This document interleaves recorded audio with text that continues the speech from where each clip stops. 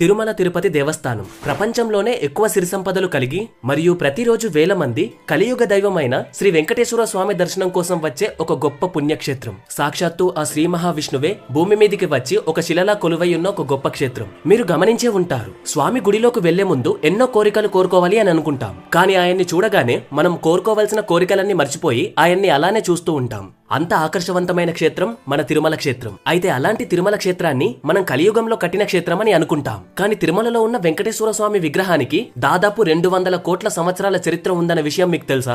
200 కోట్ల సంవత్సరాలు అంటే ఈ కల్పం ప్రారంభం అన్నట్టు. ఇంకో షాకింగ్ విషయం ఏంటి అంటే తిరుమలలో మనం చూస్తున్న గుడి ఒకటే కాదు, మొత్తం 3 గుడులున్నాయి. అండ్ ఇప్పుడు మనం చూస్తున్న గుడి తిరుమలలో రహస్యంగా దాగి ఉన్న గుడి యొక్క ప్రతిరూపం. అంటే మనం చూస్తున్నది అసలైన ఆలయం కాదు. అదే వెంకటాద్రి కొండపైన ఇంకో 2 ఆలయాలు కూడా ఉన్నాయి. అసలు ఆలయాలు ఎక్కడున్నాయి? 1979లో అర్ధరాత్రి గుడిలో ఎవరూ లేకపోయినా గంట కొట్టిన శబ్దం తిరుమల మొత్తం ఎలా వినిపించింది?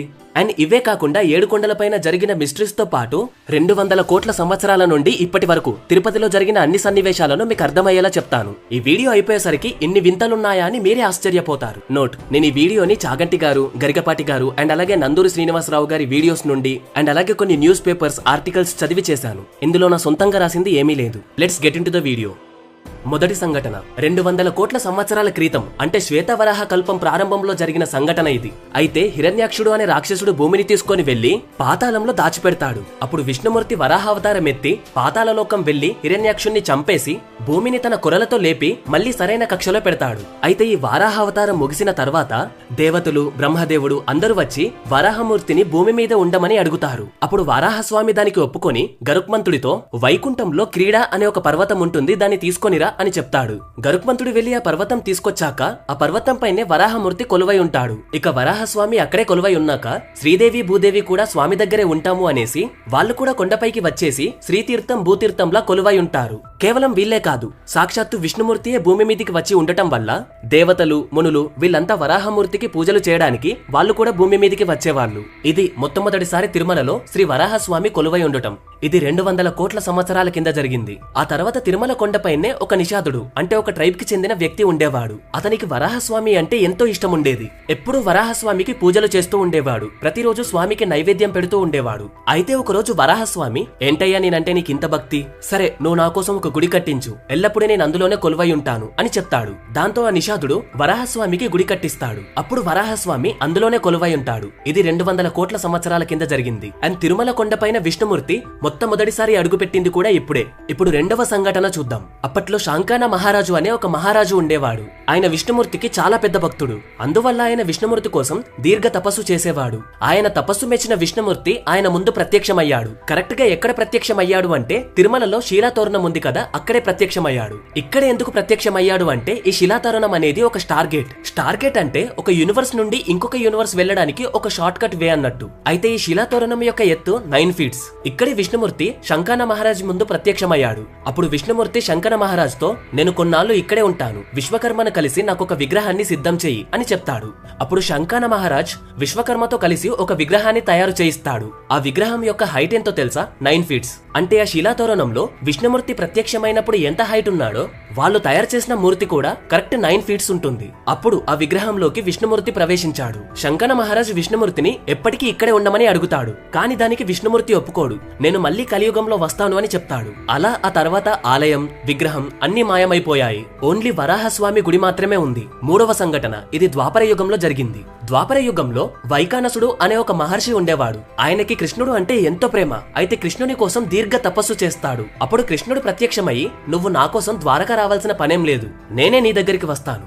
దానికోసం తిరుమల కొండపైన నా విగ్రహం భూమిలోనే ఉండిపోయింది. నువ్వు వెళ్లి ఆ మూర్తిని బయటకు తీసి ప్రతిరోజు పూజ చేయి, అప్పుడు నేనే నీ దగ్గరికి వస్తాను అని చెప్పి ఇంకొక మాట కూడా చెప్తాడు. నువ్వు వెళ్లే దారిలో నా ప్రియభక్తుడు రంగదాసు కూడా నీకు కనిపిస్తాడు, అతన్ని కూడా నీ వెంట తీసుకొని వెళ్ళు అని చెప్తాడు.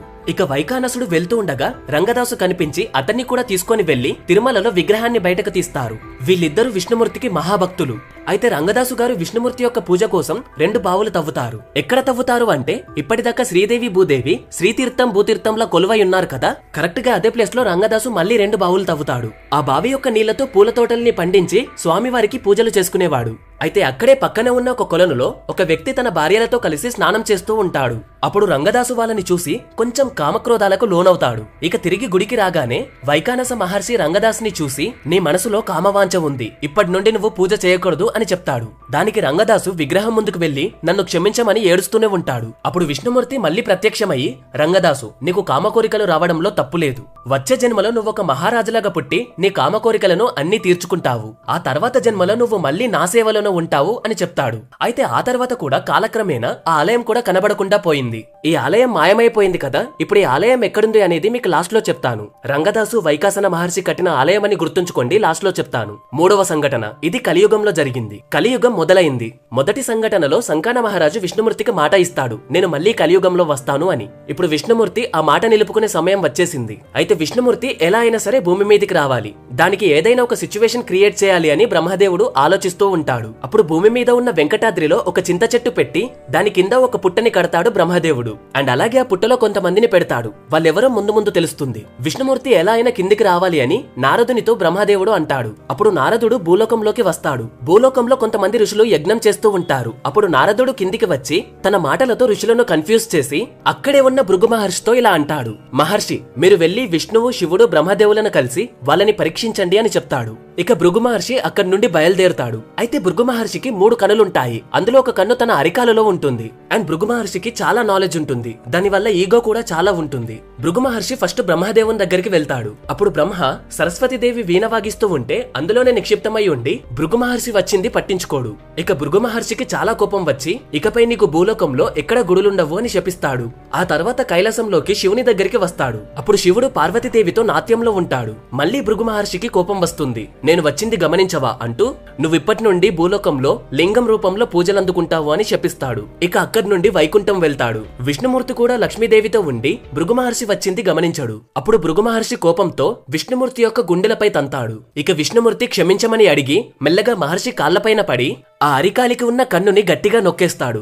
అప్పుడు భృగు మహర్షికి భరించలేని నొప్పి వచ్చి తన ఈగో అంతా పోయి నన్ను క్షమించమని విష్ణుమూర్తిని వేడుకుంటాడు. కానీ పక్కనే ఉన్న లక్ష్మీదేవికి మాత్రం భృగు మహర్షి తన భర్తను తన్నాడు అని చాలా కోపం వస్తుంది. అలా తన్నాక కూడా విష్ణుమూర్తి తన కాళ్ల మీద పడినందుకు ఇంకా కోపం వస్తుంది. సో ఆ కోపంలో లక్ష్మీదేవి అలిగి అక్కడి నుండి వెళ్లిపోతుంది. విష్ణుమూర్తికి లక్ష్మీదేవి లేకపోతే అసలేమీ తోచదు.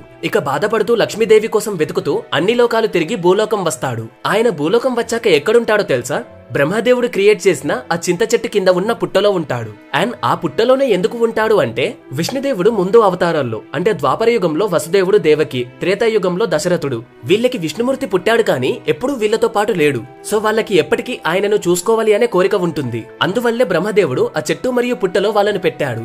గత జన్మల్లో తల్లిదండ్రులు కాబట్టి వాళ్ళ ఆకర్షణ శక్తి వల్ల విష్ణుమూర్తి ఆ పుట్టలోకి వెళ్లిపోయాడు. అయితే లక్ష్మీదేవి కోసం ఎంత వెతికినా లక్ష్మీదేవి దొరకదు. ఒకరోజు ఒక ఆవు యజమాని ఎంత పాలు పిండినా సరే ఇవ్వదు. ఇలా చాలా రోజులుగా అసలు ఆ ఆవు పాలే ఇవ్వదు. దాంతో యజమాని ఆ ఆవుని ఫాలో అవుతూ ఉంటాడు.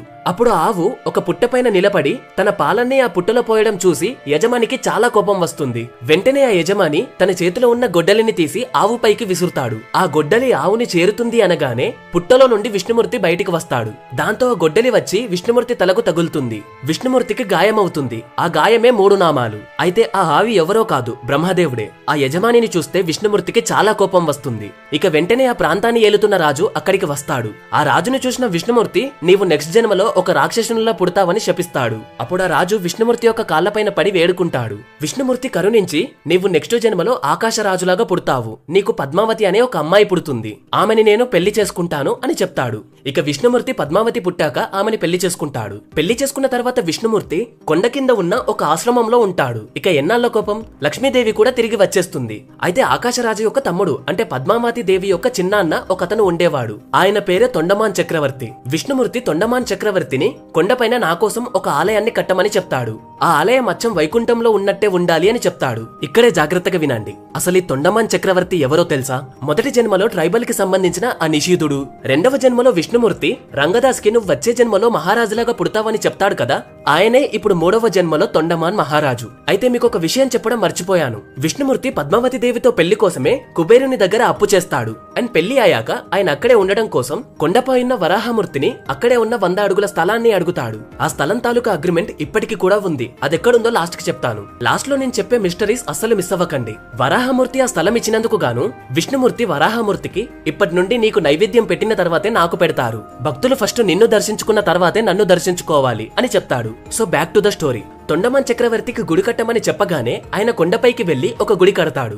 ఈయన కూడా 2 బావులు తవ్వుతాడు. అవే శ్రీతీర్థం, భూతీర్థం. కానీ ఈసారి తొండమాన్ చక్రవర్తి ఒక పెద్ద తప్పు చేస్తాడు. అదేంటి అంటే భూతీర్థం నుండి ఆలయంలోకి ఒక స్వరంగ మార్గాన్ని తవ్వి పెడతాడు. ఇక విష్ణుమూర్తి తొండమాన్ చక్రవర్తి కట్టిన ఆలయంలోకి వెళ్లిపోతాడు. అక్కడే ఆయన భార్యలతో పాటు ఉంటాడు. అయితే తొండమాన్ చక్రవర్తి ఒక తప్పు చేశాడు అన్నాను కదా, అదేంటి అంటే విష్ణుమూర్తి ఆలయంలో ఉన్నప్పుడు తొండమాన్ చక్రవర్తి తన తవ్విన స్వరంగంలో నుండి ఆలయంలోకి వెళ్తాడు. అదే సమయంలో విష్ణుమూర్తి తన నిజస్వరూపంలో తన భార్యలతో ఉంటాడు. ఇక తొండమాన్ చక్రవర్తి విష్ణుమూర్తి తన నిజస్వరూపంలో ఉన్నప్పుడు చూడటం వల్ల విష్ణుమూర్తికి తొండమాన్ చక్రవర్తి పైన చాలా కోపం వస్తుంది. కానీ తన భక్తుడు కాబట్టి ఏమీ అనలేకపోతాడు. కానీ విష్ణుమూర్తికి వచ్చిన కోపం వల్ల తను మళ్ళీ వైకుంఠం వెళ్లిపోదాము అని అనుకుంటాడు.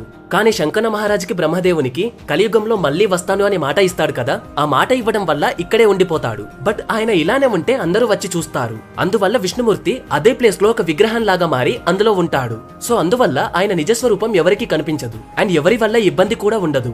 అయితే అసలు ఇప్పుడు ఈ విగ్రహం ఎక్కడుంది? మనం తిరుమలలో చూసే ఆలయం నిజమైన ఆలయం కాదు, కానీ అసలైన ఆలయానికి ప్రతిరూపం. మరి అసలైన ఆలయం ఎక్కడుంది? చాలా జాగ్రత్తగా వినండి. ఈ ఆలయం ఎక్కడుంది అంటే తిరుమలలోనే ఇంకొక ప్లేన్ ఉంది. అంటే ఇంకొక లోకం ఉంది. ఆ లోకంలోనే ఈ ఆలయం ఉంది. ఈ ఆలయంలోనే నిజమైన వెంకటేశ్వర స్వామి విగ్రహం ఉంటుంది. ఇప్పటికి కూడా ఇక్కడికి దేవతలు వచ్చి పూజలు చేస్తూనే ఉంటారు.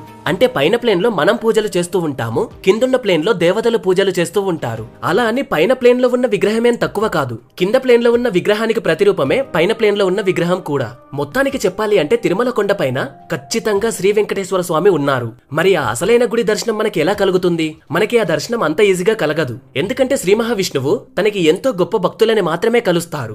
వాళ్ళు మాత్రమే శ్రీ మహావిష్ణువుని చూడగలరు. ఎలా అంటే ఒక ఎగ్జాంపుల్ చెప్తాను చూడండి. ఒక 5-6 శతాబ్దాల కింద అనంత్ అల్వార్ అనే తిరుమల యొక్క అర్చకులు ఉండేవారు. ఈయన శ్రీవారి కోసం బావి తవ్వుతూ ఉంటే ఒక చిన్న పిల్లవాడు వచ్చి హెల్ప్ చేస్తూ ఉంటాడు. దాంతో అనంత్ అల్వార్ గారు, నేను ఒక్కనే బావిని నా స్వామి కోసం తవ్వుతున్నాను, నాకు ఎవరి సహాయం అవసరం లేదు అని చెప్తాడు. అయినా సరే ఆ పిల్లవాడు వినకుండా హెల్ప్ చేస్తూనే ఉంటాడు. అప్పుడు అనంత్ అల్వార్ గారికి కోపం వచ్చి తన చేతిలో ఉన్న గుణపాన్ని బాలుని పైకి విసురుతారు. దాంతో ఆ అబ్బాయికి గుణపం తగిలి గుడిలోకి పరిగెత్తుతాడు. అనంత్ అల్వార్ గారు కూడా ఆ అబ్బాయితోనే గుడిలోకి పరిగెత్తుతారు. అప్పుడు అనంత్ అల్వార్ గారు వెంకటేశ్వర స్వామి విగ్రహం చూసినప్పుడు ఆ విగ్రహం యొక్క గడ్డం ప్లేస్ నుండి రక్తం వస్తుంది.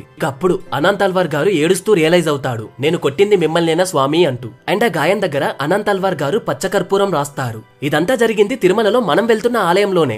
ఇప్పటికీ మీరు గమనిస్తే వెంకటేశ్వర స్వామి గడ్డం దగ్గర పచ్చకర్పూరం పెట్టే ఉంటుంది. దీన్ని బట్టి మీకు అర్థమై ఉంటుంది ఏ ప్లేన్ లో ఉన్నా పర్వాలేదు, అక్కడున్నది వెంకటేశ్వర స్వామియే అని. అండ్ అనంత్ అల్వార్ గారు స్వామివారిని కొట్టిన గుణపం ఉంది కదా, ఆ గుణపం ఇప్పటికీ కూడా ఉంది. మనం గుడిలోకి ప్రవేశించేటప్పుడు ప్రవేశ ద్వారం దగ్గర ఆ గుణపం ఇప్పటికీ వేలాడదీసి ఉంటుంది. ఈసారి వెళ్ళినప్పుడు చూడండి. ఎవరైనా చూస్తే కింద కామెంట్ చేయండి. సో ఇలా స్వామివారు తనకి మహాభక్తుడైన అనంత్ అల్వార్ స్వామివారిని కలిశారు. సేమ్ ఇదే పద్ధతిలో వెంగమాంబని, అన్నమాచార్యులను కూడా కలిశారు. అలా పైన ఉన్న లోకంలో ఉన్నది ఆయనే, కింద ఉన్న లోకంలో ఉన్నది కూడా ఆయనే. అందుకే ఈ కొండ ఎక్కడానికి అదృష్టం ఉండాలి. మన అదృష్టం కొద్దీ ఇది మన తెలుగు స్టేట్ లోనే ఉంది. అయితే మీకు మొత్తం 3 గుడులు అని చెప్పాను కదా.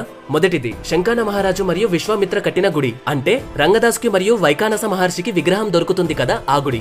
రెండవది మనం చూస్తున్న గుడి. అండ్ మూడవది తొండమాన్ చక్రవర్తి కట్టిన గుడి, అంటే తిరుమల కొండ పైన ఇంకొక ప్లేన్ లో ఉన్న గుడి. అయితే ఈ సెకండ్ అండ్ థర్డ్ గుడి ఎక్కడుందో మనకి తెలుసు. కానీ శంకన మహారాజు అండ్ విశ్వామిత్ర కట్టిన గుడి ఎక్కడుంది?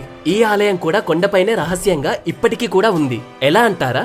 తిరుమలలో ప్రధాన అర్చకులైన రమణ దీక్షితుల వారు ఒక ఇంటర్వ్యూలో ఇలా అన్నారు, తిరుమలలో కొండపైనే ఇంకొక ఆలయం కూడా ఉంది, ఆ ఆలయానికి స్వరంగ మార్గం కూడా ఉంది, ఆ ఆలయం ఎక్కడుంది అనేది మా పూర్వీకులకు తెలుసు అని చెప్పారు. అది ఇప్పటికీ ఉందని, దానికి దేవాలయంలో ఎక్కడో మార్గం కూడా ఉందని, అంటే దేవాలయం కింది భాగంలో ఉందని అని పెద్దవాళ్ళు చెప్తూ ఉంటే విన్నాను నేను. సో తిరుమల కొండ పైన ఈ 3 ఆలయాల్లో కలియుగ దైవమైన శ్రీ వెంకటేశ్వర స్వామి ఇప్పటికి కూడా ఉన్నారు. ఇక్కడికి వెళ్లడం మన అదృష్టం. సో ఈసారి తిరుపతి వెళ్ళినప్పుడు ఎవరితో తగాదాలు పెట్టుకోకుండా మంచిగా దర్శనం చేసుకోండి. ఏమో ఎవరికి తెలుసు అక్కడ వెంకటేశ్వర స్వామి ఎవరి అవతారంలో తిరుగుతున్నారు. అందుకోసమే ఎవరిని ఏమీ అనకుండా ఉండండి. ఆయన కొండపైనే తిరుగుతూ మన పక్కన ఉండే అవకాశం కూడా ఉంది కదా. ఇంకా ఇప్పుడు కొండపై ఉన్న కొన్ని మిస్టరీస్ చెప్తాను చూడండి. అయితే 1979లో తిరుమలలో చాలా కరువు వచ్చింది. ఎంత కరువు అంటే కేవలం కొన్ని రోజులు సరిపడా నీళ్లు మాత్రమే కొండపై ఉన్నాయి. ఒకవేళ నీళ్లు రాకపోతే భక్తులను తిరుమల కొండపైకి రాకుండా ఆపేసే సిచ్యువేషన్ వచ్చింది. అయితే అప్పుడు తిరుమల యొక్క చీఫ్ ఎగ్జిక్యూటివ్ ఆఫీసర్ గా పనిచేసేది PVRK ప్రసాద్ గారు. ఈ సిచ్యువేషన్ ని ఎలా ట్యాకిల్ చేయాలో ఆయనకు అర్థం అవ్వట్లేదు. అప్పుడు ఈ కరువుకి శాస్త్రాల్లో ఏమన్నా సొల్యూషన్ ఉంటుందా అని ఆలోచించాడు. సో అందుకోసమే తిరుమలలో ఉన్న పెద్ద వేద పండితులు అయిన ఉప్పలూరి గణపతి శాస్త్రిని కలిశారు. ఆయనకి తిరుమలలో ఉన్న సిచ్యువేషన్ మొత్తం ఎక్స్ప్లెయిన్ చేశారు. అప్పుడు గణపతి శాస్త్రి గారు ఒక యాగం గురించి చెప్పారు. అదే వరాహ యాగం. ఈ వరాహ యాగం ఇప్పుడే కాదు, ముందు శతాబ్దాల్లో కూడా తిరుమలపై నీళ్లు లేనప్పుడు జరిపారు. అయితే ఇప్పటికే అన్ని ట్రై చేసిన PVRK గారు ఈ యాగాన్ని చేయడానికి ఏర్పాటు చేశారు. అయితే యాగం జరగాల్సిన రోజే ఏదో ఒక అడ్డంకి వల్ల ఆ యాగం ఆగిపోయింది. తర్వాత మళ్ళీ ఏర్పాటు చేశారు. మళ్ళీ అప్పుడు కూడా ఆ యాగం ఆగిపోయింది. అప్పుడు ఒక ఆఫీసర్ PVRK గారి దగ్గరికి వచ్చి మనకి 7 రోజులకు సరిపడే వాటర్ మాత్రమే ఉన్నాయని చెప్తారు. దాంతో PVRK గారు వెంకటేశ్వర స్వామి ఆలయంలోకి వెళ్లి దేవుని ముందే కన్నీళ్లు పెట్టుకుని ఏడుస్తారు. అయితే ఆ రోజు రాత్రి అవ్వటం వల్ల వెంకటేశ్వర స్వామి ఆలయం తలుపులు మూశారు. కానీ ఆ రోజు తిరుమల అంతా గంట కొట్టిన సౌండ్ వినిపించింది. అందరికీ ఈ సౌండ్ వినిపించడం ద్వారా ఆ రాత్రి అందరూ గుడి దగ్గరికి వచ్చేశారు. కానీ ఆగమన శాస్త్రం ప్రకారం రాత్రి గుడి తెరవకూడదు. ఇక ఆ రాత్రి అంతా అందరూ అక్కడే ఉండి తెల్లారెప్పుడవుతుందా అని ఎదురు చూస్తూ ఉన్నారు. ఇక పొద్దునయ్యేసరికి డోర్స్ ఓపెన్ చేసి చూస్తే లోపల ఎవరూ లేరు. మరి అసలు గంట ఎవరు కొట్టారు? గాలికి ఊగింది అనుకుంటే అలా ఎన్నోసార్లు ఊగాలి కదా. ఇక ఈసారి మళ్ళీ వారణ యాగానికి అందరూ రెడీ అయ్యారు. అండ్ ఈసారి వారణ యాగం మొత్తం కంప్లీట్ అయింది. కానీ బయట మాత్రం చాలా ఎండగా ఉంది. ఇప్పటికి కూడా PVRK గారు చాలా డల్ గా ఉన్నారు. అయితే యాగం ముగిసిన తర్వాత ఉత్సవమూర్తుల్ని కొంత దూరంలో ఉన్న కోనేరులో స్నానం చేపించి మళ్ళీ అదే ప్లేస్ లో పెట్టాలి. అలా ఉత్సవమూర్తులకు స్నానం చేపించి మళ్ళీ గుడివైపుకి నడుస్తూ ఉండగానే తిరుమల అంతా నల్ల మబ్బులు కమ్ముకున్నాయి. ఇక ఆ రోజు మొదలైన కుంభవృష్టి వర్షం మళ్ళీ తర్వాత రోజు మధ్యాహ్నం వరకు ఆగకుండా కురిసింది. దీనివల్ల కొండపై ఉన్న చెక్ డ్యామ్స్, తీర్థాలు ఇలా అన్ని నిండాయి. ఇది శ్రీ వెంకటేశ్వర స్వామి యొక్క మహత్యం. ఇప్పుడు సెకండ్ మిస్టరీ, కాయా రసాయన తీర్థం. దీని గురించి వరాహ పురాణంలో చెప్పబడింది. ఈ తీర్థం ఎక్కడుందో ఎవరికి తెలీదు, కానీ ఖచ్చితంగా కొండపైనే ఉంది. అయితే ఈ తీర్థం యొక్క ప్రత్యేకత ఏంటి అంటే ఇందులో ఉన్న నీళ్లతో గనక స్నానం చేస్తే మన లోపల ఉన్న అన్ని రోగాలు పోతాయి, మళ్ళీ యవ్వనంలోకి వచ్చేస్తాము. మరి ఇప్పుడు ఈ తీర్థాన్ని ఎలా గుర్తించాలి అని అంటే ఒక ఎండిపోయిన ఆకుని గనక తీసుకొని ఆ తీర్థంలో గనక ముంచితే ఆ ఆకు మళ్ళా గ్రీన్ కలర్ లోకి మారుతుంది. కానీ ఈ కలియుగంలో ఇప్పుడు ఈ తీర్థం ఎక్కడుందో తెలిస్తే అసలు ఏం జరుగుతుందో గెస్ట్ చేసి మీరే కింద కామెంట్ చేయండి. మూడవది తామరపత్రం. వరాహస్వామి వెంకటేశ్వర స్వామికి 100 అడుగుల స్థలం ఇచ్చారు అని చెప్పాను కదా. ఆ స్థలానికి సంబంధించిన అగ్రిమెంట్ పత్రమే ఈ తామరపత్రం. ఈ పత్రం ఎక్కడుందో చెప్తాను అని చెప్పాను కదా. అది ఎక్కడుందంటే తిరుమలలోనే ఒక మ్యూజియం ఉంటుంది కదా, ఆ మ్యూజియం లో ఈ పత్రం ఉంటుంది. ఈ పత్రం పైన రాసి ఉన్నది ఇప్పటి వరకు ఎవరూ డీకోడ్ చేయలేకపోయారు. ఈసారి వెళ్ళినప్పుడు ఈ పత్రాన్ని కూడా దర్శించుకోండి. నాలుగవది, వెంకటేశ్వర స్వామి విగ్రహం కింద నది ఉందా? అయితే ఆలయ ప్రధాన పూజారి రమణ దీక్షితుల వారు ఒక ఇంటర్వ్యూలో ఇలా చెప్పారు. అప్పట్లో వర్షం పడుతున్నప్పుడు వెంకటేశ్వర స్వామి పాదాల నుండి నీళ్లు వచ్చేవంట. అయితే గుడి రిపేర్ చేసినప్పుడు పాదాల దగ్గర ఫ్లోరింగ్ చేశారు. అయినా సరే ఇప్పటికి కూడా వెంకటేశ్వర స్వామి పాదాల దగ్గర గనక చెవులు పెడితే ఆ నది ప్రవాహం యొక్క శబ్దం ఇప్పటికీ వినిపిస్తుందంట. స్వామివారి యొక్క గర్భాలయంలో వర్షాకాలంలో పాదాల దగ్గర నుంచి నీళ్లు పైకి పొంగి వచ్చేది. వెదురు చేటలతో నీళ్లు తీసి బయట పోసేవాళ్ళం. స్వామివారి పాదాలపైన చెవి పెట్టి వింటే లోపల నీళ్లు పారే శబ్దం వినిపిస్తుంది. సో దీన్ని బట్టి ఈ మూర్తి కిందే ఇంకొక లోకం కూడా ఉంటుంది అనేది కొంతవరకు అర్థమవుతుంది కదా. సో ఇదే అండి ఎన్నో మహత్యాలు కలిగిన మన శ్రీ వెంకటేశ్వర స్వామి గారి చరిత్ర. ఒకవేళ మీకు ఈ వీడియో గనక ఇంట్రెస్టింగ్ గా అనిపిస్తే please do subscribe to our channel. అలాగే వీడియోని లైక్ చేసి షేర్ చేయండి. అండ్ నెక్స్ట్ నేను చేయబోయే టాపిక్ కూడా చాలా ఇంట్రెస్టింగ్ గా ఉంటుంది. సో సబ్స్క్రైబ్ చేసుకోండి. Thanks for watching.